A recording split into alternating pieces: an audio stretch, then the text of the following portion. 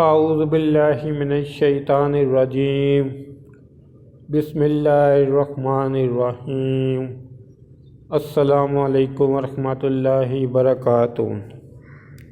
حضور غوث اعظم سرکار غوث اعظم رضی اللہ عنہ نے فرمایا ہے کہ پہلے علم حاصل کرو پھر گوشہ نشین بنو۔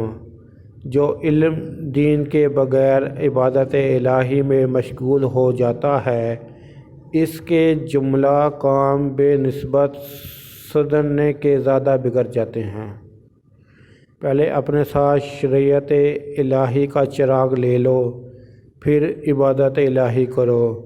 جو شخص اپنے علم پر عمل کرتا ہے خدا تعالیٰ اس کو علم کو وسیع کر دیتا ہے اور اسے علم لدنی عطا فرماتا ہے۔